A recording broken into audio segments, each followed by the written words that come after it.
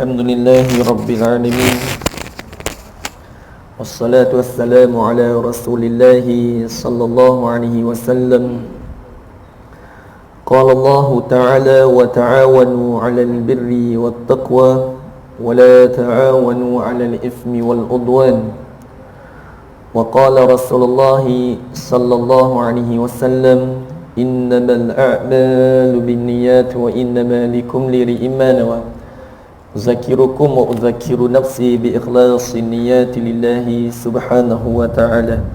Kita memohon kepada Allah subhanahu wa ta'ala agar Allah subhanahu wa ta'ala mengurniakan kepada kita semua niat yang ikhlas dalam menuntut ilmu agama. Mudah-mudahan kita mendapat kebaikan, manfaat dan kefahaman daripada Allah subhanahu wa ta'ala. Juga di dalam satu hadis Nabi sallallahu alaihi wasallam bersabda, man lam yashkurin nasa lam yashkurillah. Hadis ini mafhumnya yang berterima kasih kepada manusia, maka dia sebenarnya bersyukur dengan apa yang Allah Subhanahu wa taala kurniakan kepada dirinya. Maka bersempena beramal dengan hadis ini, saya mengucapkan terima kasih kepada pihak surau kerana mengadakan majlis kita pada malam ini. Juga terima kasih kepada jemaah semua yang sudi untuk meluangkan masa untuk sama-sama kita ambil manfaat dalam perkongsian ilmu yang kita adakan pada malam ini. InsyaAllah kita sambung kembali dalam membicarakan kisah-kisah para Nabi, yang mana setelah kita membicarakan sifat 20 sifat yang wajib bagi Allah, sifat yang mustahil, sifat yang harus, juga sifat yang wajib bagi para Nabi dan mustahil bagi para Nabi dan harus bagi para Nabi, yang terhimpun dalam 50 aqaid. Maka setelah itu kita menyebutkan pula kisah-kisah yang berkait dengan para Nabi. Dan sebelum ini kita telah menyebutkan kisah Nabi Adam, Nabi Idris dan juga Nabi Nuh. Maka kita berhenti dalam mengisahkan kisah Nabi Nuh. Dan kita telah menyebutkan sebelum ini bahawasanya Nabi Nuh adalah Nabi pertama nisbah kepada diutuskan kepada orang yang kafir. Nabi Nuh, bukan Nabi Nuh itu adalah Nabi yang pertama secara mutlak, kerana Nabi dan manusia yang pertama itu secara mutlak itu adalah Nabi Adam alaihi salatu wassalam. Dan kita telah menyebutkan Nabi Adam itu adalah Nabi dan Rasul yang pertama secara mutlak. Adapun apabila dinisbahkan kepada Nabi Nuh, baginda adalah Nabi pertama. Kalau kita baca dalam hadis, Rasul yang pertama ataupun Rasul yang terawal itu nisbah diutuskan kepada orang yang kafir, kerana jahiliyah pertama yang berlaku itu setelah kewafatan Nabi Idris. Setelah kewafatan Nabi Idris, maka ada 5 orang dari kalangan orang yang soleh. Mereka ini disebut di dalam Al-Quran daripada surah Nuh, dari surah Nuh ayat ke-23. Allah Subhanahu wa taala berfirman, wa qalu la tadhabbunna alihatakum. Yakni ayat ini kita menceritakan daripada awal. Ayat ini menceritakan bahawasanya ada 5 orang dari kalangan orang yang soleh. Kemudian mereka ini setelah meninggal dunia, maka dibina patung baginya. Dan 5 orang ini namanya disebut di dalam Al-Quran. Kemudian setelah itu ayat ini, wa qalu la tazarrunna alihatakum wa la tazarrunna waddan wa la suwa'an wa la yaghuth wa yaquq wa nasra. Maka 5 lelaki soleh yang kita sebutkan tadi, setelah kewafatan mereka, maka iblis datang kepada anak-anak mereka supaya dibina patung bagi memperingati mereka. Ini pada awal. Setelah meninggalnya generasi yang membina patung itu, maka iblis datang kepada generasi yang seterusnya. Lalu iblis mengatakan bahawasanya nenek moyang kamu menyembah patung-patung ini. Maka nama mereka ini disebut di dalam Al-Quran, iaitu Wad, Suwad, Yaguth, kemudian Ya'uq dan Nasr. Yang kita bacakan tadi, wala tadharrunna waddan wala suwa'an wala yaguth wa ya'uq wa nasra. Ini 5. Wadda, kemudian Suwa', kemudian Yaguth, Ya'uq dan Nasr. Ini disebut 5 orang lelaki ini disebut di dalam lelaki yang soleh ini disebut di dalam Al-Quran. Maka di sinilah berlakunya jahiliyah yang pertama. Adapun sebelum itu tidak ada dari kalangan umat manusia seorang pun mereka yang kafir. Tetapi jahiliyah pertama itu bila berlaku? Setelah wafatnya Nabi Idris.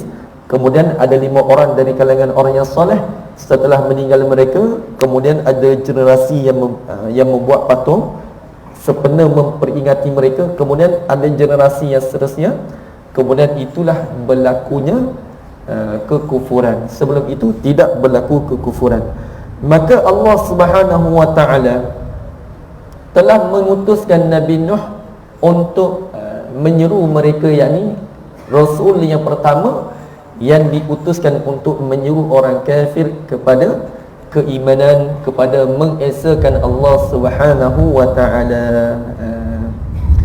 Maka kisah Nabi Nuh ini, Nabi Nuh yang ketiga yang kita akan sebutkan pada malam ini, Nabi Nuh ini dikatakan berdakwah kepada kaumnya selama 950 tahun. Masya Allah, 950 tahun. Tapi hanya sedikit sahaja dari kalangan mereka yang beriman. Dikatakan itu sebanyak 80 orang. 80 orang daripada 950 tahun. Ini disebut di dalam Al-Quran, walaqad arsalna nuhan ila qaumihi. Disebutkan bahawasanya dan kami telah mengutuskan Nabi Nuh pada kaumnya.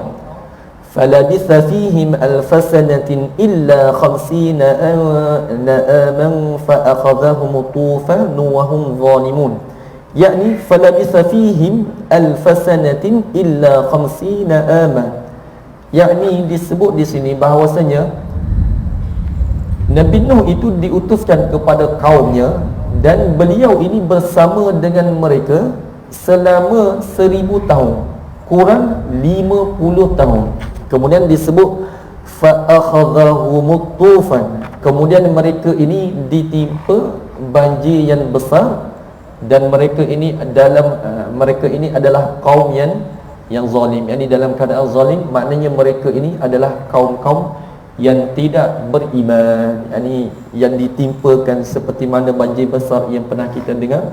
Yang ditimpa itu adalah daripada mereka yang kafir. Tapi Allah Ta'ala menggunakan perkataan zalimun, kerana zalim ini adalah kekufuran itu adalah sebesar-besar kezaliman.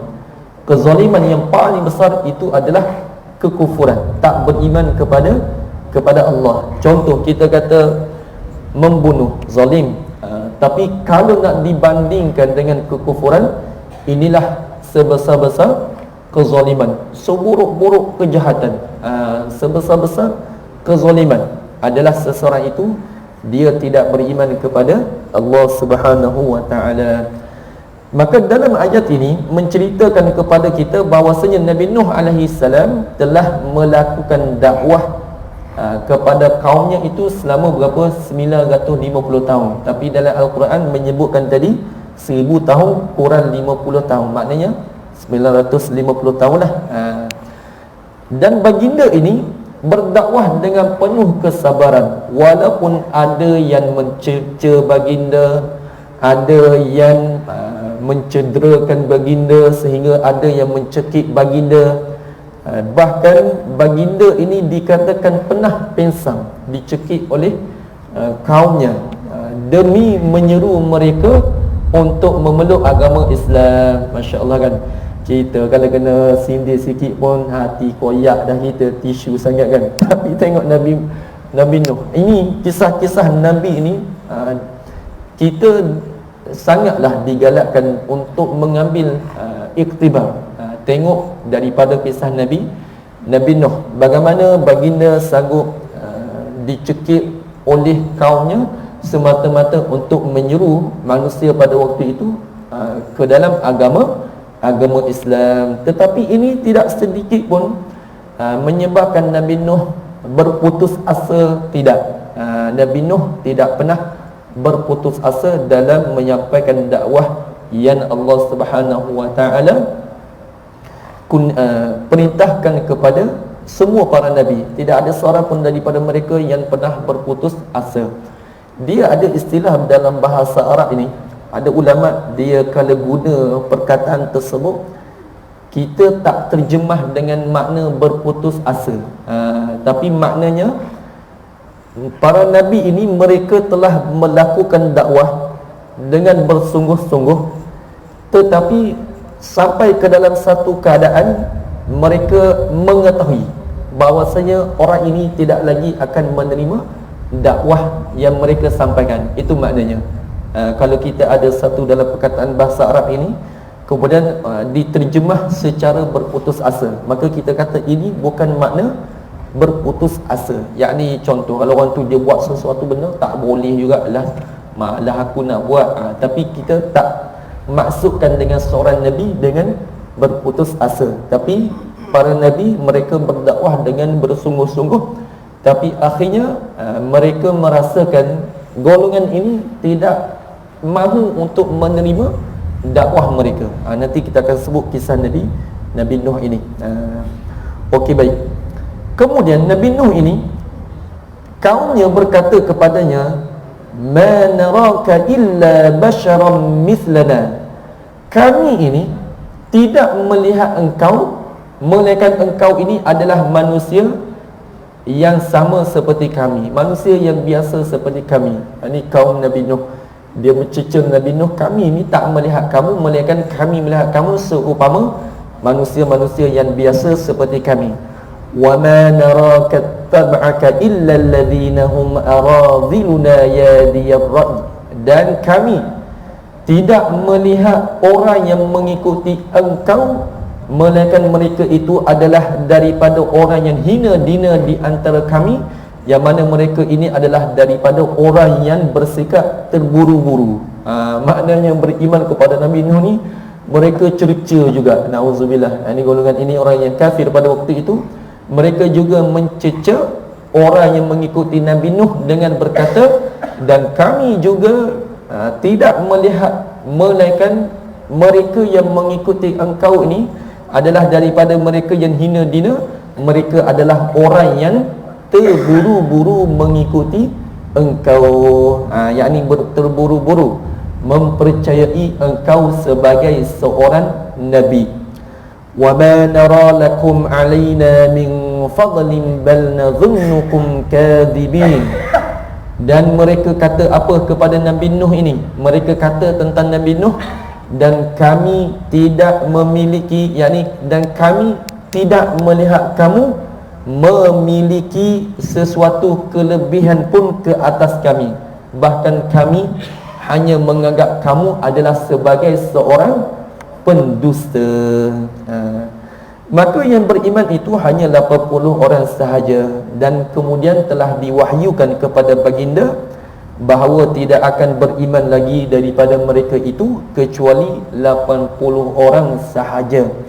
Lalu Nabi Nuh AS ini dikatakan berdoa seperti mana doa yang diabdikan di dalam Al-Quran. Rabbi la tazar 'alal ardi minal kafirin dayyara. Ya Tuhan, wahai Tuhanku, janganlah engkau biarkan seorang pun dari kalangan mereka, iaitu di kalangan orang-orang kafir, alal ardi minal kafirin, yakni daripada mereka ni di atas muka bumi ini, daripada mereka-mereka yang kafir. Jangan kamu biarkan salah seorang pun di antara orang-orang kafir itu tinggal di atas muka bumi ini. Kemudian Nabi Nuh, sambungan doa itu, Nabi Nuh berkata, innaka in tazarhum yudillu ibadaka wa la yalidu illa fajiran kaffara. Sesungguhnya jika engkau membiarkan mereka tinggal, nescaya mereka akan menyesatkan hamba-hamba kamu dan mereka hanya akan melahirkan anak-anak yang jahat, yang buruk, yang tidak tahu bersyukur. Kemudian setelah itu Allah Subhanahu wa taala telah memerintahkan baginda alaihi salam ini untuk membina bahtera seperti mana yang terdapat di dalam Al-Quran. Allah Subhanahu wa taala berfirman, wasna'il fulka bi'ayunina wa wahyina wa la tukhatibni fil ladzina zalamu innahum mu'raqun.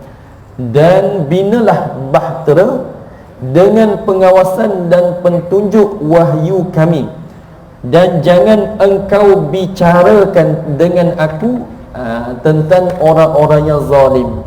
Sesungguhnya mereka itu akan ditenggelamkan. Maka Nabi Nuh alaihi salam ini pun mula memenuhi perintah Allah dalam membina bahtera yang besar. Ini Masya Allah, orang yang kafir, mereka mencerca Nabi Nuh. Mereka kata apa? Di saat baginda membina bahtera yang besar, maka kaum baginda yang kafir ini melalui kawasan yang baginda membina bahtera ini, mereka lalu. Kemudian mereka ini mula mengejek-ngejek Nabi Nuh alaihi salam dengan berkata, kamu Nuh, sekarang ini kamu jadi tukang kayu pula setelah kamu mendakwa diri kamu sebagai seorang Nabi. Na'udzubillah.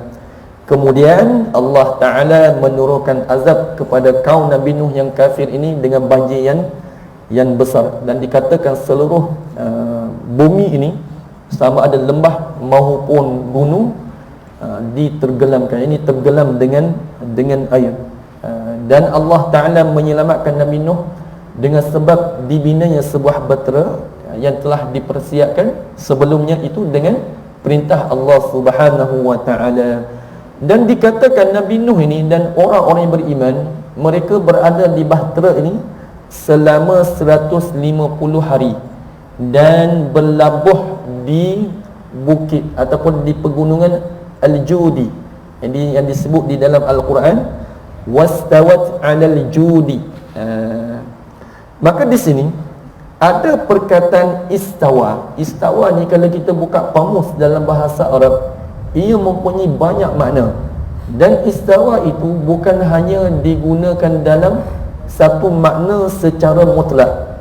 Bahkan istawa dilihat kepada penggunaan ayat.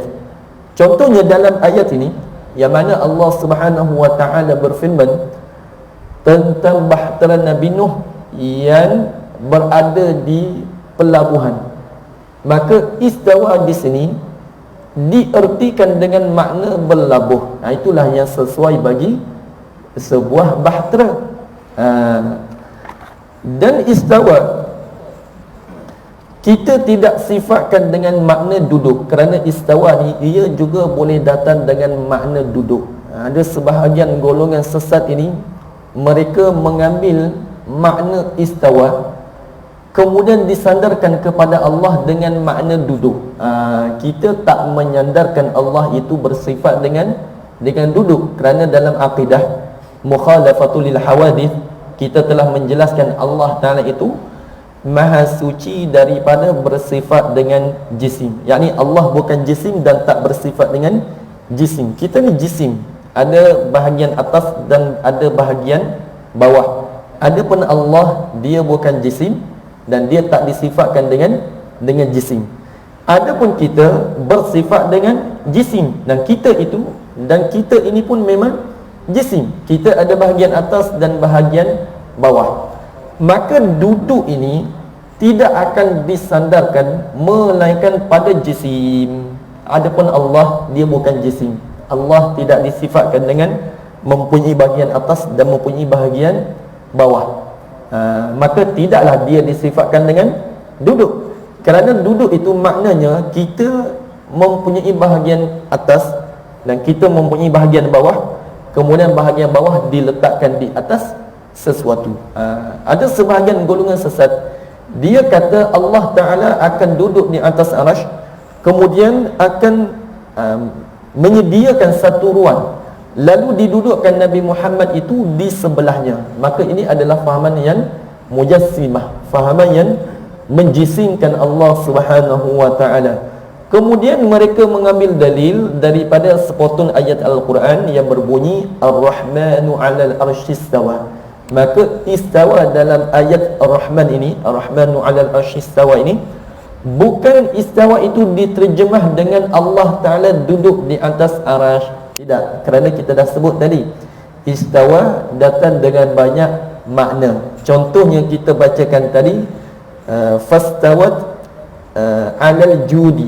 Fastawat 'alal judi, kita tak kata perahu itu duduk di atas pegunungan Jud. Tak sesuai lah. Kalau orang Kelantan, dia semua dia panggil duduk. Demo duduk mana? Oh, kita duduk kampung sini-sini. Kalau Kelantan ke duduk.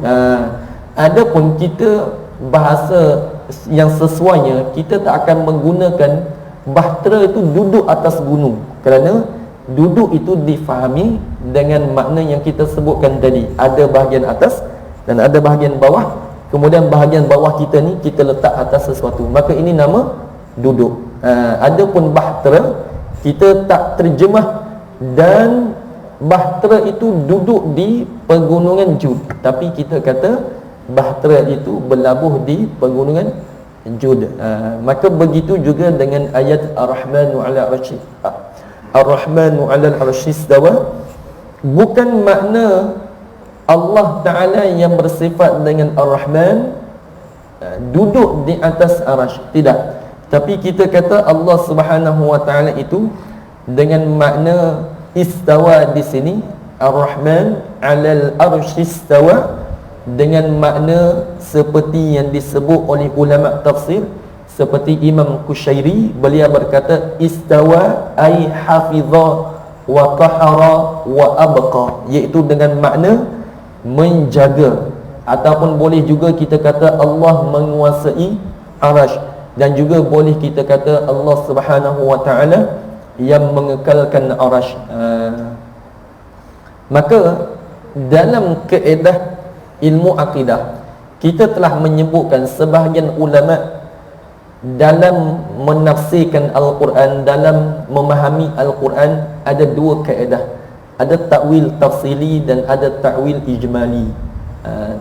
Takwil ijmali dan takwil tafsili, kedua-duanya membawa kepada makna yang sama. Apa membawa kepada makna yang sama? Yakni akan membawa kepada makna Tuhan itu dia tak sama dengan sesuatu. Tetapi bukan takwil ijmali dengan seseorang itu dia kata kita beriman dengan ayat ini dan kita beriman bagaimana Allah Ta'ala itu berada di atas arasy. Tidak, bukan dengan makna itu.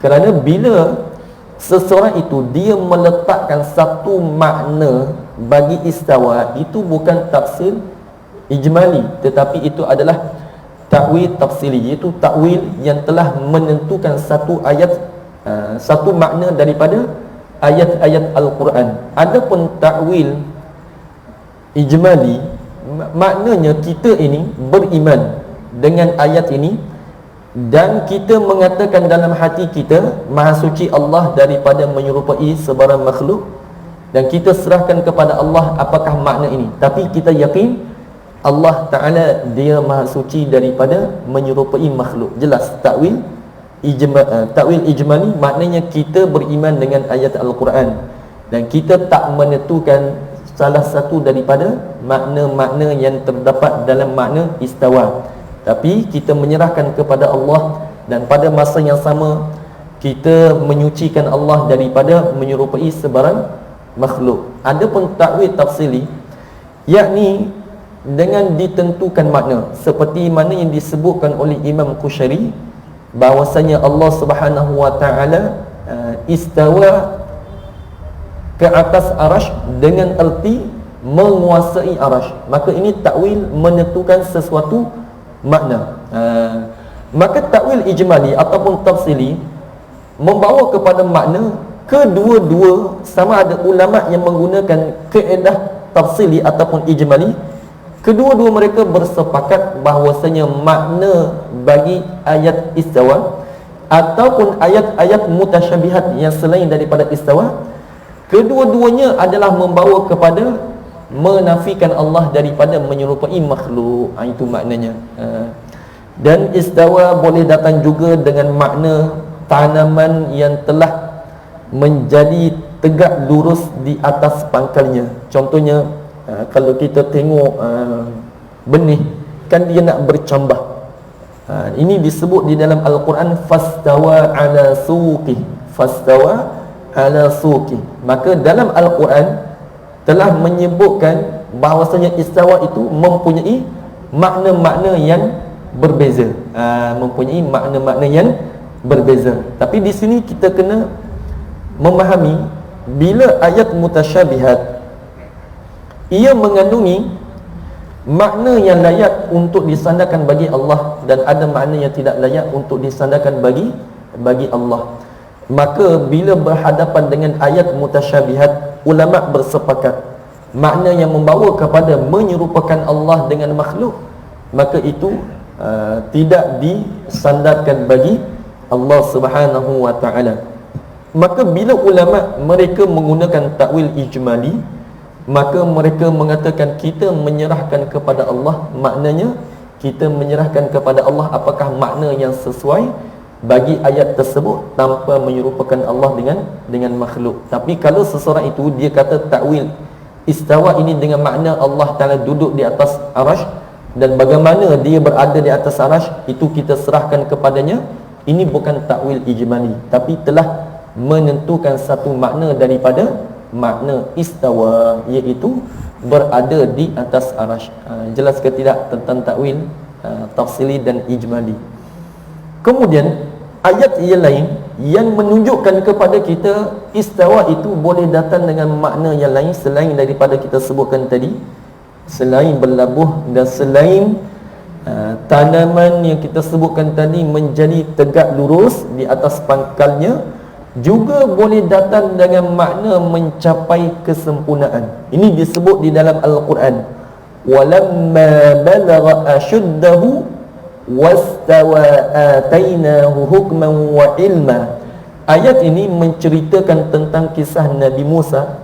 Bila Nabi Musa mencapai usia dewasa dan sempurna dalam akal dan kekuatan tubuh badan, maka barulah baginda dikurniakan kenabian dan ilmu oleh Allah Subhanahu wa taala. Maka dalam ayat ini menggunakan perkataan wastawa. Maknanya di sini menunjukkan kepada kita istawa di dalam Al-Quran, dan juga kita boleh rujuk kamus, mempunyai banyak makna. Maka bila berhadapan dengan ayat mutasyabihat, kita telah menyebutkan kaedah tadi, sama ada takwil itu memahami dengan cara tafsili ataupun ijmali. Kesemua ulama bersepakat Allah Ta'ala maha suci daripada menyerupai makhluknya. Juga ayat yang lain, fa idza sawaituhu, fa idza sawaituhu pun akan penciptaan Nabi Adam, iaitu Allah Ta'ala telah menyempurnakan penciptaan Nabi Adam. Maka kita telah menyebutkan sebelum ini tentang ayat mutasyabihat dan ada ayat muhkamat, dan cara ulama dalam memahami ayat mutasyabihat dan ayat muhkamat.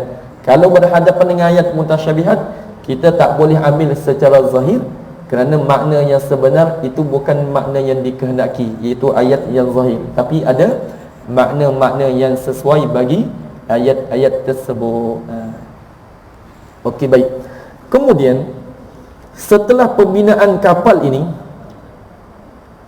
kemudian kita seperti mana yang kita maklum ini, setelah pembinaan kapal ini, Allah Ta'ala menjadikan perempuan-perempuan pada zaman kaum Nabi Nuh ini tidak boleh lagi mengandung, tidak lagi boleh mengandung, kerana anak-anak yang yakni keturunan daripada bermula daripada zaman Nabi Nuh itu, setelah itu maka itu adalah daripada keturunan Nabi Nuh. Yakni Allah Ta'ala menjadikan perempuan-perempuan pada waktu itu mereka tidak boleh lagi tidak boleh mengandung, melainkan zuriat kita ni, yakni kita ni daripada zuriat Nabi Nuh, sama ada daripada Sam, Ham dan Yafid, daripada tiga keturunan anak Nabi Nuh, yakni keturunan Nabi Nuh.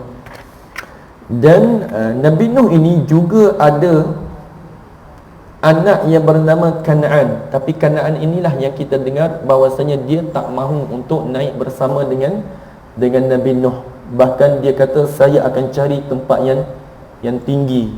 Tapi dia akhirnya tergelam dan dia tidak berimanlah, kerana kita telah menyebutkan bahawasanya yang bersama dengan Nabi Nuh itu 80 orang yang beriman, dan juga binatang-binatang masuk ke dalam bahtera. Maka yang berada di dalam air itu bukan dari kalangan mereka yang beriman. Maka begitu jugalah, termasuklah juga anak Nabi Nuh, yang mana Nabi Nuh mempunyai 4 anak yang kita sebutkan tadi, Sam, kemudian Kanaan, Yafid, juga Ham. Tapi Kanaan itu dia tidak beriman. Maka apabila telah sampai kepada saat yang Allah Subhanahu wa taala perintahkan bahawasanya untuk Nabi Nuh dan orang yang beriman ini naik ke bahtera, maka air ini dikatakan keluar daripada perut bumi terlebih dahulu untuk mengangkat bahtera ni, kemudian barulah daripada langit diturunkan air. Ini dikatakan selama 40 hari dan 40 malam turunnya air daripada perut bumi dan keluarnya air daripada langit. Dan dikatakan bahtera Nabi Nuh ini mengelilingi seluruh bumi dan sampai ke tanah haram di Makkah. Dan dikatakan ia mengelilingi Kaabah selama 40 hari dan kemudian sampailah ke gunung Al-Judi.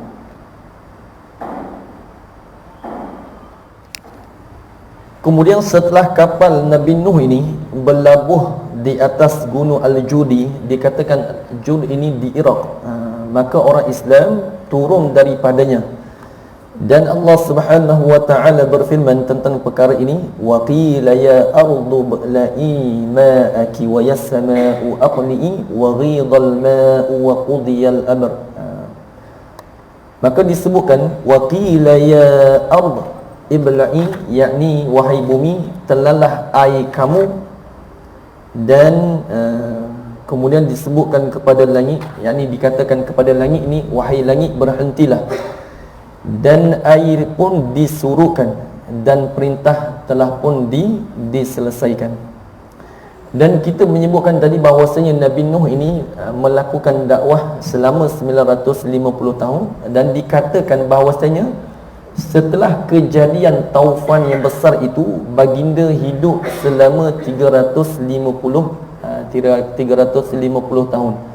Dan waktu itu tidak ada, yang kita sebutkan tadi, tidak ada dari kalangan mereka ini yang mendapat zuriat, kerana kita telah menyebutkan pada awal tadi bahawasanya Allah Ta'ala telah menjadikan perempuan-perempuan daripada kaum Nabi Nuh tidak boleh lagi mengandung.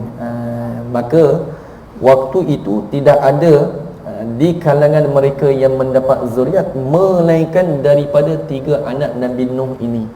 Maknanya kita ini, semua manusia yang ada di muka bumi ini, semua mereka itu daripada keturunan 3 anak Nabi Nuh ini. Dan setelah kewafatan Nabi Nuh, maka berlaku kesyirikan ke atas manusia, dan Allah Ta'ala telah mengutuskan seorang Nabi yang namanya Hud alaihi salam. Maka setelah kisah Nabi Nuh, kita akan menyebutkan pula kisah Nabi Hud. Cuma yang Nabi Nuh ini, sebahagian pendapat, yakni sebahagian pendapat mengatakan Nabi Nuh ini kuburnya berada di Masjid Al-Haram. Ini menurut pendapat yang kuat. Dan dikatakan Nabi Nuh ini wafat ketika umur 1780 tahun. Nabi Nuh. Dan Nabi Nuh adalah Nabi yang paling panjang. Dikatakan Nabi Nuh ini adalah Nabi yang paling panjang umur baginda. Dan telah dikatakan bahawasanya Nabi Nuh ini saat baginda sedang nazat, maka dipertanyakan kepada Nabi Nuh, apakah yang engkau rasa, yakni apakah yang baginda rasa dengan dunia ini? Maka baginda kata, dunia ini seolah-olah 2 pintu, yang kamu masuk daripada satu pintu dan keluar kepada pintu yang lain. Maknanya kalau kita masuk pintu ni, keluar ke pintu ini, adakah memerlukan masa yang panjang? Tidak memerlukan masa yang panjang. Maknanya Nabi Nuh mengumpamakan dunia ini betul-betul sekejap, seumpama kamu masuk dalam pintu daripada pintu yang lain dan keluar ke pintu yang lain. Maka dunia ini sangat singkat. Maka hendaklah kita semua gunakan dalam ketaatan kepada Allah Subhanahu wa taala. Dan para ulama mereka mengambil iktibar daripada kisah ini. Mereka mengatakan hendaklah kamu bermuhasabah hidup di atas muka bumi. Kalau nak dibandingkan dengan bawah bumi itu lebih lama. Atas bumi ini sangat singkat. Tengok kepada perumpamaan yang dilakukan oleh Nabi Nuh. Kalau kita masuk sini, keluar ke sini, berapa saat kita perlu? Mungkin dalam 10 saat, paling laju 5 saat, boleh kan? Itulah perumpamaan yang dilakukan oleh Nabi Nuh alaihi salam. Kemudian adapun yang keempat adalah Nabi Hud. Nasab Nabi Hud ini adalah Hud bin Abdullah ibn Rabah ibn Al-Julud ibn Ad ibn Aus ibn Iram ibn Sam ibn Nuh. Dan Nabi Hud ini berasal dari bangsa Arab berdasarkan hadis yang diriwayatkan oleh Ibnu Hibban, wa arba'atun minal Arabi. Nabi menyebutkan bahawasanya 4 mereka daripada kalangan Nabi itu dari bangsa Arab. Kemudian Nabi menyebutkan Hud, Saleh, Syuaib dan Nabi Yuka, dan Nabi kamu Muhammad sallallahu alaihi wasallam. Yani 4 Nabi yang berasal dari Arab, iaitu Hud, Saleh, Syuaib dan Nabi kamu Muhammad. Dan sebelum ini kita telah menyebutkan hendaklah kita mengelakkan untuk mencecer bangsa Arab. Jangan kita mencecer bangsa Arab kerana Nabi kita dari bangsa Arab. Jangan kita kerana melihat sesuatu perbuatan yang dilakukan oleh orang Arab yang buruk, maka kita pun buat kesimpulan kerana itu para Nabi diturunkan dari bangsa Arab, kerana orang Arab itu hina, keji, berperangai buruk. Kita tidak mencecer bangsa Arab kerana Nabi SAW dalam satu hadis ini, Nabi menyebutkan secara umum, saya adalah daripada yang terpilih. Contohnya kita kan, banyak-banyak makhluk, daripada mana Allah Ta'ala pilih? Siapakah jenis makhluk yang Allah Ta'ala pilih? Malaikat? Tidak. Jin? Tidak. Tapi Allah memilih manusia. Banyak-banyak manusia, daripada bangsa apa Allah Ta'ala memilih sebagai seorang Nabi, dan Nabi yang paling mulia daripada bangsa apa? Daripada bangsa Arab. Ini kesimpulanlah, maknanya Nabi menyebutkan saya adalah daripada yang terpilih, daripada yang terpilih. Maka jangan kerana seorang yang daripada Arab berperangai buruk, maka kita mencenca orang Arab. Bahkan kita cinta kepada orang Arab yang soleh, dan kita mencintai Arab kerana Nabi kita daripada bangsa Arab. Dan kita mencintai bahasa Arab kerana apa? Kerana bahasa Arab itu adalah bahasa syurga dan bahasa Al-Quran kita, dan kerana Nabi kita adalah Nabi Muhammad sallallahu alaihi wasallam. Begitu juga kita tidak mencenca bahasa orang Melayu disebabkan berperangai 2-3 orang yang berperangai tidak elok. Maka begitu juga tidak dicecernya bangsa Arab. Maka 4 Nabi ini disebutkan oleh Nabi sallallahu alaihi wasallam, mereka itu berasal dari bangsa Arab. Dia, kalau kita nak tahu secara mudahlah, kalau nak tahu seorang Nabi ini, kalau ikut kaedah bahasa Arab, biasanya nama Nabi yang bukan Arab ini dia tak ada tanwin belakang. Contohnya Ibrahim, kita tak baca Ibrahimun. Biasanya begitulah. Dia tidak ada tanwin bagi orang ajam, yakni bukan orang Arab. Biasanya bahasa Arab dia ada tanwin. Ini dalam kaedah bahasa Arab lah. Nama-nama yang tidak menerima tanwin. Antaranya adalah nama yang bukan bangsa Arab, seperti Lut. Nabi Lut bukan daripada bangsa Arab. Maka insya-Allah sampai sini nanti kita akan sebutkan lagi tentang Nabi Hud ini. Dalam Al-Quran dikatakan disebut sebanyak 7 kali. 7 kali dalam Al-Quran tentang Nabi Hud. Nanti kita akan sebut bahwasanya Nabi Hud ni diutuskan kepada kaum Ad. Kita sebutlah sedikit tentang kaum Ad. Maka sampai sini tahlil 3 kali dan selawat ke atas Nabi sallallahu alaihi wasallam 3 kali. La ilaha illallah. Allahumma salli ala sayyidina Muhammad wa ala alihi.